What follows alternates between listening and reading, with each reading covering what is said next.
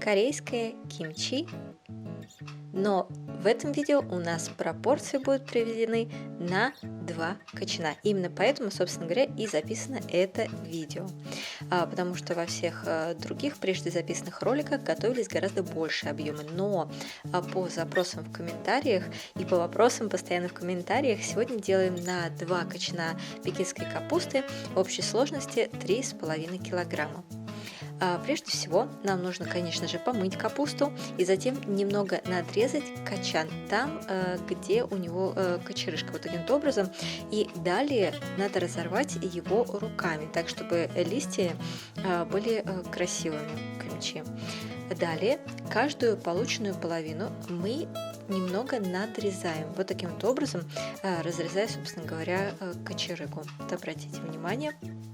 Затем мы должны засыпать соль между листьями капусты. Сколько засыпать соли? Так, собственно говоря, на глаз немного. Вот возьмите одну горсть, вторую горсть и между листьями засыпьте.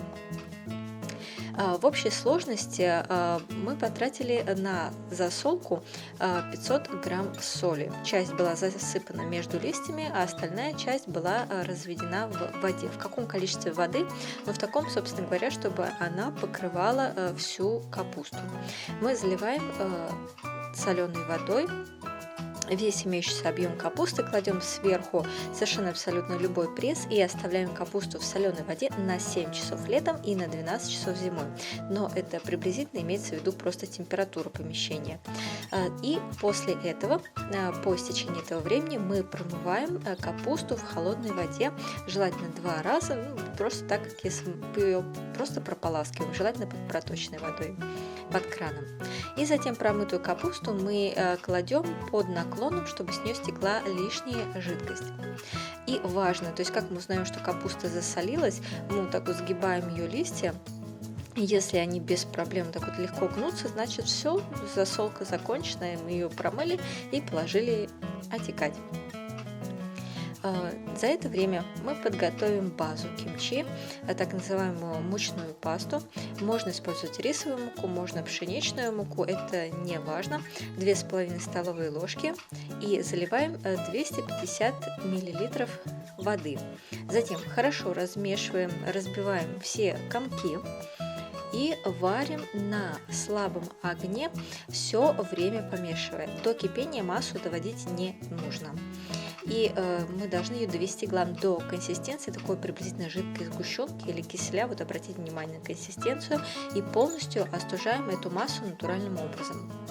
Теперь весь вот этот вот объем овощей, часть мы нарежем, а часть мы пустим в пасту маринад. Та часть овощей, которую мы перемалываем и пускаем в пасту маринад, можно перемолоть по отдельности, а можно перемолоть сразу же вместе.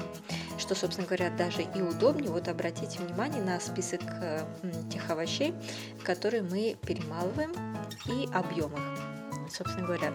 Далее зеленый лук 250 грамм. Мы надрезаем зеленому луку сначала белые кончики, если они достаточно объемные. Если же они тонкие, то можно этого не делать. И затем нарезаем зеленый лук кусками приблизительно 2-3 сантиметра. Красный редис или дайкон, редьку, неважно, можно то или другое использовать, в объеме 250 грамм мы нарезаем тонкой соломкой. Как вы видите, если, конечно же, редис малый красный, то задача немного усложняется. И затем уже остуженную пасту мучную мы закладываем в какую-нибудь глубокую емкость. В общей сложности у нас мучная паста 300 мл приблизительно. И затем добавляем туда рыбный соус в объеме 4 столовых ложек. И далее красный молотый перец. Вот обратите внимание, это важно. Если вы покупаете местный красный молотый перец, то тут уже нужно поэкспериментировать с выбором. Иногда дают разные привкусы. В общем, красный молотый перец мелкого помола 75 грамм. Если корейский специально для кимчи, то побольше туда кладем. И экстракт сливы 4 столовые ложки. Или же, если его нет, то сахар 2,5 столовые ложки. И закладываем все перемолотые прежде ингредиенты. И все это вместе хорошо перемешиваем до однородности, желательно использовать деревянную ложку. И даем вот этой пасте маринаду настояться 20 минут. Затем, по истечении этого времени, мы закладываем прежде нарезанные овощи, а именно зеленый лук и редис. И опять все-таки хорошо перемешиваем.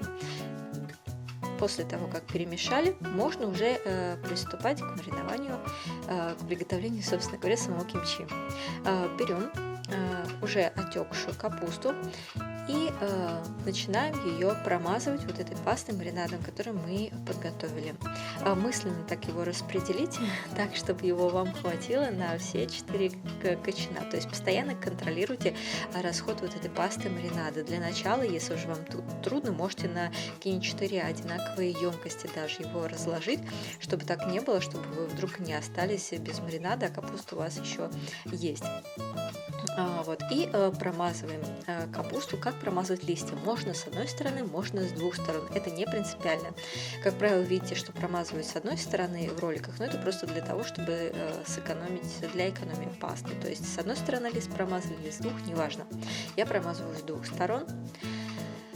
И очень важно тоже хорошо промазать самые маленькие листики, потому как именно вот эту часть очень хорошо и вкусно использовать для приготовления такого блюда, как кимчи чиге. И промазав качан, мы уже промазанную капусту укладываем в контейнер для хранения. Берите контейнер немного размером побольше, также потому что кимчи даст сок, немного поднимется. Держим приготовленное уже кимчи, промазанную капусту 1 день вне холодильника и затем храним в холодильнике. Срок хранения кимчи до 6 месяцев, если у вас нет специального холодильника для кимчи. Выход срока годности определяется кислостью продукта. Если очень кисло, значит все есть нельзя, но можете приготовить кимчи чиге. Надеюсь, вам было интересно. Лайкайте, подписывайтесь и приятного аппетита!